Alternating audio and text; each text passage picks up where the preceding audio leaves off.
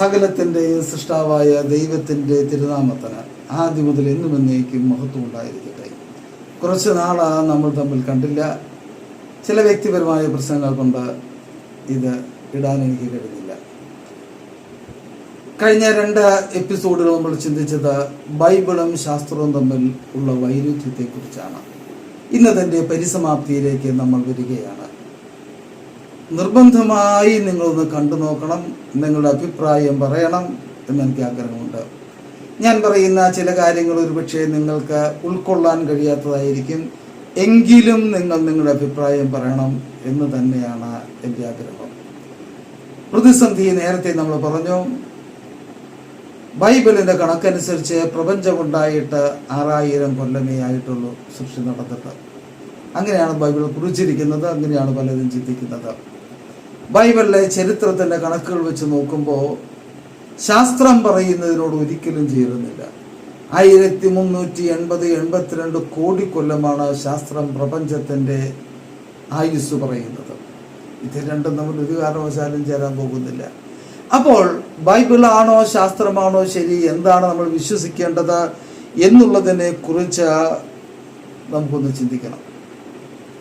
എന്താണെങ്കിലും സ്കൂളിൽ പഠിക്കുന്ന കുഞ്ഞുങ്ങൾ പോലും സമ്മതിക്കില്ല പ്രപഞ്ചത്തിന് 6000 വർഷത്തെ ചരിത്രമേ ഉള്ളൂ എന്ന് പറഞ്ഞാൽ. എന്ന് വെച്ചാൽ ബൈബിൾ തെറ്റാണ് എന്നും ശാസ്ത്രമാണ് ശരി എന്നും അതിന് അർത്ഥമുണ്ടോ? ഇല്ല. ഗൗരവമായിട്ട് ചിന്തിച്ചാൽ ശാസ്ത്രം പറയുന്നതിനും ഒത്തിരി പരിമിതികളുണ്ട്. നമുക്ക് ചെറുതായിട്ടതൊന്ന് നോക്കാം. പ്രപഞ്ചത്തിൻ്റെ സൃഷ്ടിയെ പറ്റി ശാസ്ത്രം എന്താണ് പറയുന്നത്? ഒരു സിംഗുലാരിറ്റി ഉണ്ടായിരുന്നു. ആ സിംഗുലാരിറ്റിക്ക് വലിയൊരു വികാസമുണ്ടായി. ഭീകരമായ വേഗത്തിൽ, പ്രകാശത്തെക്കാൾ വലിയ വേഗത്തിൽ ഒരു നിമിഷാർത്ഥത്തിൽ ആ സിംഗുലാരിറ്റി വികസിച്ചു. എന്താ സിംഗുലാരിറ്റി എന്ന് പറയുന്നത്? പ്രപഞ്ചത്തിൽ നിന്ന് കാണുന്ന ദ്രവ്യവും ഊർജവും അനന്തമായ ഡെൻസിറ്റിയോടെ, അനന്തമായ ഊർജത്തോടെ ഒരു സ്ഥലത്ത് ഒതുങ്ങിയിരിക്കുകയായിരുന്നു. വളരെ ചെറിയൊരു സ്ഥലത്ത്. അതിന് അവസ്ഥയാണ് സിംഗുലാരിറ്റി എന്ന് പറയുന്നത്. അതിൽ കൂടുതൽ ശാസ്ത്രത്തിന് വിശദീകരിക്കാൻ കഴിയില്ല. ആ സിംഗുലാരിറ്റി പെട്ടെന്നൊന്ന് വളർന്നു, പ്രകാശത്തെക്കാൾ വേഗത്തിൽ വളർന്നു. എന്നിട്ട് പ്രകാശത്തെക്കാൾ അനേകം ഇരട്ടി വേഗത്തിൽ വളർന്നു. പിന്നീട് അത് വളർന്നുകൊണ്ടേയിരുന്നു, വേഗം കുറഞ്ഞെങ്കിലും. അങ്ങനെ വളർന്നുണ്ടായതാണ് പ്രപഞ്ചം. അതിൻ്റെ ആയുസ് 1382 കോടി കൊല്ലം. ഇവിടെ നമുക്കൊരു പ്രതിസന്ധിയുണ്ട്. ശാസ്ത്രം പറയുന്നത് സിംഗുലാരിറ്റി വികസിച്ച സമയം മുതലുള്ള ചരിത്രമാണ്. പക്ഷേ ശാസ്ത്രം തന്നെ പറയുന്നു ഒരു സിംഗുലാരിറ്റി വികസിച്ചു. ആ സിംഗുലാരിറ്റി ആരാണ് സൃഷ്ടിച്ചത്? ആ സിംഗുലാരിറ്റിയുടെ എത്ര കാലം ആ സിംഗുലാരിറ്റി അതുപോലെ നിലനിന്നിരുന്നു? ആ സിംഗുലാരിറ്റിക്ക് മുമ്പ് എന്തായിരുന്നു അവസ്ഥ? ഇതൊക്കെ ചോദിക്കാണ്ട് പറ്റില്ല. കാര്യം സിംഗുലാരിറ്റി ഉണ്ടെങ്കിൽ അത് എവിടെ നിന്ന് വന്നു എന്ന് പറയണം. പക്ഷെ സിംഗുലാരിറ്റിയെ പറ്റി ഒന്നും പറയാൻ ശാസ്ത്രത്തിന് കഴിയുന്നില്ല. സിംഗുലാരിറ്റി വികസിച്ചു എന്ന് മാത്രം. അപ്പോൾ ബിഗ് ബാങ് തിയറി കൃത്യമായി പറഞ്ഞാൽ പ്രപഞ്ചത്തിന്റെ ഉത്ഭവത്തെ പറ്റിയുള്ളൊരു തിയറിയേയല്ല. അത് പ്രപഞ്ചത്തിന്റെ വികാസ പരിണാമങ്ങളെ കുറിച്ചുള്ള ഒരു തിയറി മാത്രമാണ്. അപ്പോ പ്രപഞ്ചത്തിന്റെ സൃഷ്ടിയെ പറ്റി ശാസ്ത്രം സത്യത്തിൽ ഒന്നും പറയുന്നില്ല എന്നുള്ളതാണ് സത്യം. ഇനിയും വേറെയും പ്രതിസന്ധികളുണ്ട്. ഈ പ്രപഞ്ചം വളരെ സങ്കീർണമാണ്. ഓരോ ആറ്റത്തിൻ്റെയും ഘടന വളരെ സങ്കീർണമാണ്. ഓരോ ഏകകോശ ജീവിയുടെയും ഘടന വളരെ സങ്കീർണമാണ്. ഇതൊക്കെ സ്വാഭാവികമായിട്ടങ്ങ് വികസിച്ചുണ്ടായി എന്നാണ് പറയുന്നത്. കുഴപ്പമില്ല. പക്ഷെ പ്രശ്നം വേറൊരു സ്ഥലത്താണ്. ഏതാണ്ട് 20 യൂണിവേഴ്സൽ കോൺസ്റ്റൻസ് സംഖ്യകളുണ്ട്. എന്തൊക്കെയാണ്? ഒന്ന്, ഗ്രാവിറ്റേഷൻ ഫോഴ്സ്, ഗുരുത്വാകർഷണ ബലം.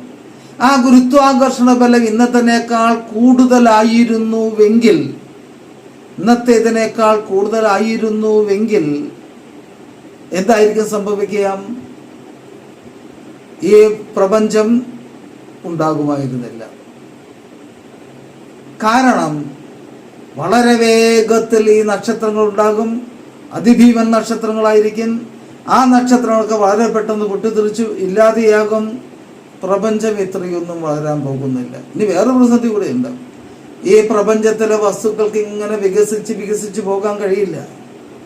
ആകർഷണബലം ഇവയെല്ലാം ആകർഷിച്ച് തിരിച്ച എല്ലാ ഗ്രഹങ്ങളും നക്ഷത്രങ്ങളും ഒരുമിച്ച് കൂട്ടിയിടിച്ച് തകർന്നു പൊടിഞ്ഞ ആദ്യത്തെ സിംഗുലാരിറ്റിയിലേക്ക് മടങ്ങും. ഗുരുത്വാകർഷണ ബലം കുറവായിരുന്നെങ്കിലോ നെബുലകളിൽ നിന്ന് ഹൈഡ്രജൻ വലിച്ചെടുത്ത നക്ഷത്രങ്ങളായി തീരാൻ അവയ്ക്ക് കഴിയുമായിരുന്നില്ല. അപ്പോഴും പ്രപഞ്ചം ഉണ്ടാവില്ല. ഇനി അത് മഹത്തായ വലിയ പ്രപഞ്ചത്തിന്റെ ലെവലിൽ ചിന്തിക്കും. ഏറ്റവും താഴേക്ക് വരാം. ആറ്റങ്ങളെ പറ്റി ചിന്തിക്കുക. ആറ്റങ്ങൾ ന്യൂക്ലിയസ് ഉണ്ട്, അതിന്റെ പുറത്ത് ഇലക്ട്രോണുകളുണ്ട്. ഈ ന്യൂക്ലിയസുകളുടെ ഇലക്ട്രോ മാഗ്നറ്റിക് ബലം കുറച്ച് കുറവായിരുന്നുവെങ്കിലോ അതിന് ഇലക്ട്രോണുകളെ പിടിച്ചെടുക്കാൻ കഴിയുകയില്ല. ഇലക്ട്രോണുകളെ പിടിച്ചെടുത്താണ് ആറ്റങ്ങൾ ഉണ്ടായത്. എന്ന് തന്നെയല്ല, ഇനി പിടിച്ചെടുത്താൽ തന്നെ അത് ശരിയായ എന്താ പറയുക, നിലനിൽക്കുകയുമില്ല. എന്ന് വെച്ചാൽ ആറ്റങ്ങൾ പോലും രൂപപ്പെടില്ല. അവിടെ ആറ്റങ്ങൾ പോലും, ഹൈഡ്രജൻ മാത്രമായിരിക്കും പ്രപഞ്ചത്തിൽ ഉണ്ടാകുക. അതുകൊണ്ടൊന്നും ഉണ്ടാകാൻ പോകുന്നില്ല. ഇനി അതിന് ബലം കൂടിപ്പോയാലോ ആറ്റങ്ങളെ പിടിച്ചെടുക്കും. വളരെ ശക്തമായി ആറ്റങ്ങളെ ന്യൂക്ലിയസിനോട് അടുപ്പിച്ചു നിർത്തും. രാസപ്രവർത്തനം നടക്കുന്നത് ആറ്റങ്ങൾ വിട്ടുകൊടുത്തും ശേഖരിച്ചുകൊണ്ടാണ്. ഒരു ആറ്റവും വിട്ടുകൊടുക്കാൻ സാധിക്കാതെ വരും. പ്രപഞ്ചം ഉണ്ടാവില്ല. അത് പ്രതിസന്ധിയാണ്. പ്രപഞ്ചം ഉണ്ടാവില്ല. ഇനി ശാസ്ത്രജ്ഞന്മാർ തന്നെ പറഞ്ഞ കാര്യമാണ്, ഈ പ്രപഞ്ച വികാസത്തിന്റെ വേഗം ഇതിനേക്കാൾ പൊടിക്ക് കുറവായിരുന്നുവെങ്കിൽ പണ്ടേ പ്രപഞ്ചം തകർന്നടിഞ്ഞു പോകുമായിരുന്നു. ഞാൻ 2 കോൺസ്റ്റന്റിനെ പറ്റിയാണ് പറഞ്ഞത്. 20 ഉണ്ടെന്നാണ് ശാസ്ത്രലോകം പറയുന്നത്. ഇതൊക്കെ കൃത്യമായിരുന്നില്ല എങ്കിൽ പ്രപഞ്ചം തകർന്നടിഞ്ഞു പോയേനെ. അപ്പൊ ഒരു ചോദ്യമുണ്ട്, ഇത്ര കൃത്യമായിട്ട് ഈ കണക്കുകളനുസരിച്ച് കൃത്യമായിട്ട് ഈ പ്രപഞ്ചത്തെ രൂപപ്പെടുത്തിയതാരാണ്? അതൊരു ചോദ്യമാണ്. യാദൃശ്ചികമായിട്ട് എല്ലാം അങ്ങനെ കൃത്യമായിട്ട് സംഭവിച്ചതാണ്. ജീവന്റെ ഉൽപ്പത്തിയിലേക്ക് വരുമ്പോൾ ഈ ചോദ്യം വരുന്നുണ്ട്. 2 ചോദ്യം പ്രധാനമായിട്ടുണ്ട്. എങ്ങനെ നിർജീവ വസ്തുവിൽ നിന്ന് ജീവനുണ്ടായി? അത് ശാസ്ത്രത്തിന് ഇന്ന് വരെ പരീക്ഷണശാലയിൽ തെളിയിക്കാൻ കഴിഞ്ഞിട്ടില്ല. നിരീക്ഷണങ്ങളിലൂടെ വിശദീകരിക്കാനും കഴിഞ്ഞിട്ടില്ല. ഡാർവിൻ പറഞ്ഞെടുത്ത് തന്നെയാണ് ഇന്നും അതിൻ്റെ നിൽപ്പ്. മുമ്പോട്ട് പോകുന്നില്ല. ചില ഊഹങ്ങളൊക്കെ പറയുന്നുണ്ട്, പക്ഷെ അതിൽ നിന്നും പരീക്ഷണശാലയിൽ തെളിയിക്കാൻ കഴിഞ്ഞിട്ടില്ല. ഇനി രണ്ടാമത്തെ കാര്യം, മനുഷ്യന്റെ പരിണാമത്തിലേക്ക് വരിക. 2 ലക്ഷം കൊല്ലം മുമ്പ് കടുത്ത ഹിമയുഗത്തിലാണ് മനുഷ്യൻ ജനിച്ചത്. ഹിമയുഗത്തെ അതിജീവിക്കാൻ മൃഗങ്ങൾക്ക് രോമക്കുപ്പായമുണ്ട്. ഈ തണുപ്പ് അതിജീവിക്കാൻ രോമക്കുപ്പായമില്ലാത്തൊരു മനുഷ്യൻ എങ്ങനെ പരിണാമത്തിലൂടെ രൂപപ്പെട്ടു? അതൊരു ചോദ്യമാണ്. രണ്ടാമത്തെ ചോദ്യം എന്താണത്? ഈ മനുഷ്യൻ അതിജീവിക്കാൻ യാതൊരു സാധ്യതയും ഉണ്ടായിരുന്നില്ല. കാരണം എന്താ? അമ്മയുടെ ചൂട് പറ്റി മാത്രം മാസങ്ങൾ വളരേണ്ട ഒന്നാണ് മനുഷ്യക്കുഞ്ഞ്. കൊടിയ തണുപ്പില് കമ്പിളി ഉടുപ്പില്ലാതെ രോഗക്കുപ്പായമില്ലാതെ എങ്ങനെ മനുഷ്യൻ അതിജീവിച്ചു? അതിജീവിക്കാൻ കഴിയാത്തൊരു മനുഷ്യൻ എങ്ങനെ പരിണാമത്തിലൂടെ ഉണ്ടായി? അത് പ്രകൃതി നിർദ്ധാരണത്തിന് വിരുദ്ധമല്ലേ? അത് ഓടാൻ ശക്തിയിൽ ഓടാൻ മനുഷ്യന് കഴിവില്ല. കുതിരയെ പോലെ ഓടാനോ മത്സ്യത്തെ പോലെ നീന്താനോ പ്രാവിനെ പോലെ പറക്കാനോ പുലിയെ പോലെ അണ്ണാനെ പോലെ മരം കയറാനോ ഒന്നിനും കഴിവില്ലാത്തൊരു ജീവി. ആ ജീവി എങ്ങനെയാണ് പരിണാമത്തിലൂടെ ഉണ്ടായത്? പരിണാമത്തെ ഞാൻ ചോദ്യം ചെയ്യുകയൊന്നുമില്ല.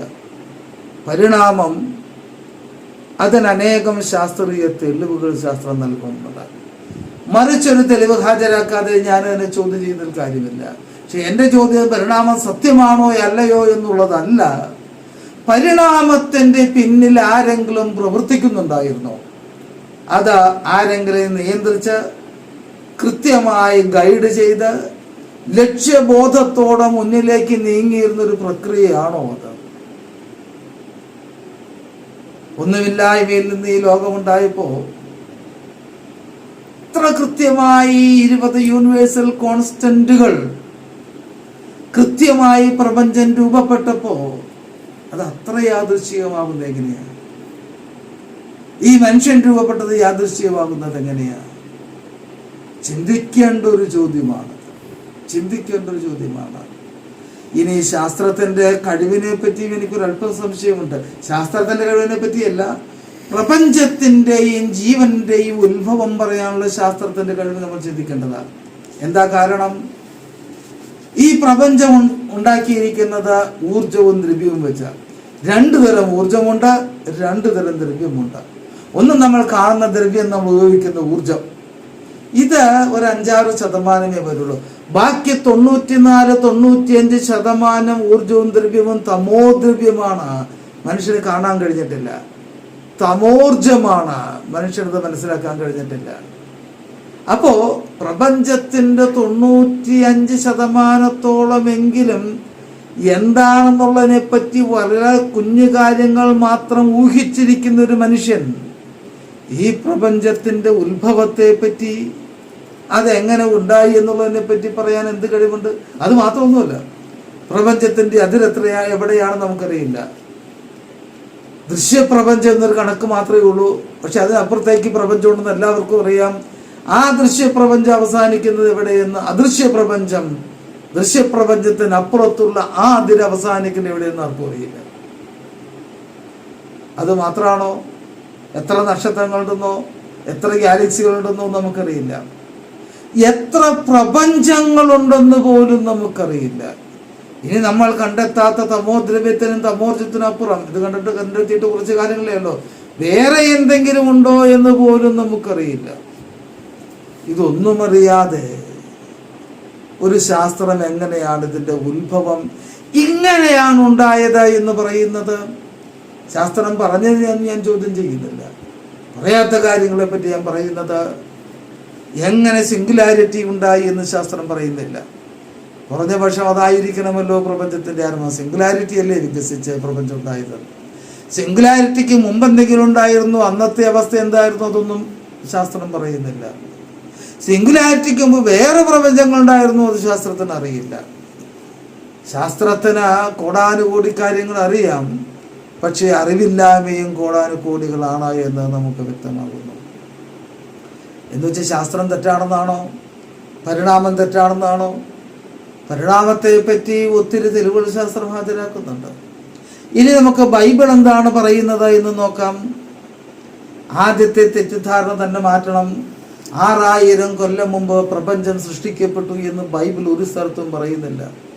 ബൈബിളിൽ ചില നോട്ട് കുറിച്ചവർ അങ്ങനെ കുറിച്ചു, 18-ാം നൂറ്റാണ്ടിലോ എങ്ങാണ്ട്, അത്രയേ ഉള്ളൂ. ബൈബിളിന്റെ ഉള്ളടക്കത്തിൽ ഒരു ആവശ്യമില്ല.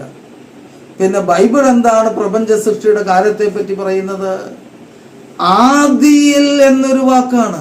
ആദി എന്നായിരുന്നു. അത് വേദപുസ്തകം അന്വേഷിക്കേണ്ട കാര്യമില്ല. വേദപുസ്തകം അന്വേഷിച്ചത് ആരാണ് സൃഷ്ടിച്ചത് എന്നാണ്. ആ സൃഷ്ടിച്ച പ്രക്രിയ എന്താണെന്നോ, അതിനുണ്ടായ വികാസ പരിണാമങ്ങൾ എന്താണെന്നോ, അതിൽ നിന്നെങ്ങനെ പിന്നീട് ജീവനും പ്രപഞ്ചവും എല്ലാം രൂപപ്പെട്ടു എന്നൊന്നും ശാസ്ത്രം ഈ വേദപുസ്തകം പറയുന്നില്ല. വേദപുസ്തകം അന്വേഷിക്കുന്നത് ഒരേ ഒരു കാര്യം മാത്രമാണ്. എന്താണ് അത്? പ്രപഞ്ചത്തിന്റെ സൃഷ്ടിയുടെ, മനുഷ്യന്റെ സൃഷ്ടിയുടെ, ജീവജാലങ്ങളുടെ സൃഷ്ടിയുടെ, അതിൻ്റെ നിലനിൽപ്പിന്റെ, ഇതിൻ്റെ എല്ലാം പിന്നിൽ ആരാണ് പ്രവർത്തിക്കുന്നത് എന്ന് മാത്രം. ഇനി ബൈബിൾ പരിണാമത്തിനെതിരാണോ? ഇത്രയും നാൾ ഞാൻ വായിച്ചിട്ടും അങ്ങനെ ഒരു പരാമർശം കണ്ടില്ല. ഒന്ന് ശ്രദ്ധിച്ച് കേൾക്കാണ്ട് ആരും എന്നോട് വഴക്കിന് വരല്ലേ. ദൈവം ആ സൃഷ്ടാവാണ് എന്ന് നമ്മളെല്ലാവരും സമ്മതിക്കും, വിശ്വാസികൾ എല്ലാവരും സമ്മതിക്കും. എന്ന് മുതൽ ദൈവം ആദ്യം മുതലേ സൃഷ്ടാവാണ്. അങ്ങനെയാണെങ്കിൽ ദൈവം ആദ്യം മുതലേ സൃഷ്ടിച്ചുകൊണ്ടേയിരിക്കുകയാണ്. 6 ദിവസം കൊണ്ട് സൃഷ്ടിച്ച് വിശ്രമിക്കാൻ പോയിട്ട് തിരിച്ചു വരാത്ത ദൈവമല്ല. ഈ കോടാനുകോടി ബാക്ടീരിയകളെയും ഏകകോശ ജീവികളെയും ഭീമൻ പ്രപഞ്ചത്തെയും ഒക്കെ സൃഷ്ടിയും നിരന്തര സൃഷ്ടിയിലാണ്. ആ സൃഷ്ടിയുടെ പ്രക്രിയ മുമ്പിലേക്ക് പോകുന്നത് പരിണാമത്തിലൂടെയാണെങ്കിൽ അതിനെ എതിർക്കാൻ തക്കതായ ഒന്നും ബൈബിളില്ല എന്നുള്ളതാണ് സത്യം. ഇനി പരിണാമം ദൈവത്തിന്റെ പ്രവൃത്തിയാണ്, കൈവേലയാണെന്ന് ചിന്തിക്കാനുള്ള ചില സൂചനകൾ യുക്തിപൂർവ്വം ചിന്തിച്ചാലുണ്ട്. കാരണം എന്താ? ഞാൻ നേരത്തെ പറഞ്ഞ യൂണിവേഴ്സൽ കോൺസ്റ്റൻസ് എല്ലാം കൃത്യമാണ്. അത് തെറ്റിപ്പോയ ഏതെങ്കിലും തെറ്റിയാൽ പ്രപഞ്ചം ഉണ്ടാകുമായിരുന്നില്ല, ജീവൻ ഉണ്ടാകുമായിരുന്നില്ല. മനുഷ്യന്റെ അതിജീവനം, ജനനം ഡാർവിന്റെ സിദ്ധാന്തം അനുസരിച്ച് പൂർണ്ണമായി ശരിയല്ല. അതിജീവിക്കാൻ ഒരു സാധ്യതയുമില്ലാത്ത, പ്രത്യേകിച്ച് ആ മഞ്ഞുകാലത്ത് ഭീകര മൃഗങ്ങളുടെ ഇടയിൽ അതിജീവിക്കാൻ ഒരു സാധ്യതയുമില്ലാത്തൊരു നിസ്സഹായ ജീവിയായിരുന്നു മനുഷ്യൻ. അപ്പോ വെറുതെ അങ്ങ് ചുമ്മാ പരിണമിച്ചു പോവുകയല്ല. പരിണാമത്തിന്റെ മേൽ ആർക്കോ നിയന്ത്രണമുണ്ട്. പരിണാമത്തെ ആരോ ഗൈഡ് ചെയ്യുന്നുണ്ട്. പരിണാമത്തിന് കൃത്യമായൊരു ലക്ഷ്യബോധമുണ്ട്. ഇതൊന്നുമില്ലെങ്കിൽ ഈ പ്രപഞ്ചവും ഈ ജീവൻ ഇതുപോലെ പരിണമിക്കുമായിരുന്നില്ല. അപ്പോൾ നമുക്ക് പറഞ്ഞ് അവസാനിപ്പിക്കാം. വേദപുസ്തകം അന്വേഷിക്കുന്നത് ഈ പ്രപഞ്ചത്തെ ആര് സൃഷ്ടിച്ചു എന്ന് മാത്രമാണ്. ശാസ്ത്രം ആര് സൃഷ്ടിച്ചു എന്ന ചോദ്യം ശാസ്ത്രത്തിനില്ല. അതിനില്ലാത്ത ചോദ്യം അത് ചോദിക്കുന്നുമില്ല. അത് ചോദിക്കുന്നത് ഈ ബിഗ് ബാങ് മുതൽ ഇന്ന് വരെ ഉണ്ടായ സിംഗുലാരിറ്റിക്കുണ്ടായ വികാസ പരിണാമങ്ങൾ, പ്രപഞ്ചം കടന്നുപോയ പാതകൾ, അതിൻ്റെ പിന്നിലെ ശാസ്ത്രീയ രഹസ്യങ്ങളൊക്കെയാണ്. ഇത് തമ്മിൽ എവിടെയാണ് വൈരുദ്ധ്യം ഇരിക്കുന്നത്? ബൈബിളും ശാസ്ത്രവും 2 കാര്യങ്ങളാണ് പറയുന്നത്. വളരെ വ്യത്യസ്തമായ 2 കാര്യങ്ങളാണ് പറയുന്നത്. ഞാൻ ഉറപ്പിച്ചു പറയാം, ശാസ്ത്രത്തെ, പരിണാമത്തെ ബൈബിൾ എതിർക്കേണ്ട കാര്യമില്ല. ബൈബിൾ ശാസ്ത്രീയമല്ല എന്ന് ശാസ്ത്രം പറയേണ്ട കാര്യമില്ല. കാരണം അതൊരു ശാസ്ത്ര പുസ്തകമേ അല്ല. ബൈബിൾ ചരിത്രപരമല്ല എന്ന് ചരിത്രകാരൻ പറയേണ്ട കാര്യമല്ല. അതൊരു ചരിത്ര പുസ്തകമല്ല. ആദ്യമേ നമ്മൾ പറഞ്ഞതുപോലെ ഒരു ദൈവാനുഭവത്തിന്റെ പുസ്തകമാണ്. ശാസ്ത്രത്തിന് ഉത്തരങ്ങൾ അറിയാത്ത കാര്യങ്ങൾ ഒത്തിരിയുണ്ട്, പരിമിതികളുണ്ട്. ശാസ്ത്രം പറഞ്ഞത് അവസാന വാക്കെന്ന് പറയാൻ ഈ നൂറ്റാണ്ടുകളിലൊന്നും സാധിക്കില്ല. ബൈബിൾ പറഞ്ഞത് തെറ്റായി എന്ന് പറയേണ്ട സാഹചര്യമില്ല. ബൈബിൾ പറയുന്നത് ശാസ്ത്രം അന്വേഷിക്കുന്നില്ല, ശാസ്ത്രം പറയുന്നത് ബൈബിൾ അന്വേഷിക്കുന്നില്ല. പരിണാമത്തിലൂടെയാണ് ഈ പ്രപഞ്ചത്തെയും ജീവജാലങ്ങളെയും രൂപപ്പെടുത്താൻ ദൈവത്തിന് തിരിഹിതമായതെങ്കിൽ അത് ദൈവഹിതമാണ്. ദൈവതിരുനാമത്തിന് മഹത്വം ഉണ്ടായിരിക്കട്ടെ. ഒരുപക്ഷെ നിങ്ങളുടെ അഭിപ്രായങ്ങൾ വ്യത്യസ്തമായിരിക്കാം. ചിലർക്ക് ഇത് ഉൾക്കൊള്ളാൻ കഴിഞ്ഞു എന്ന് വരില്ല. സ്വന്തമായി ചിന്തിക്കുക, സ്വതന്ത്രമായി ചിന്തിക്കുക.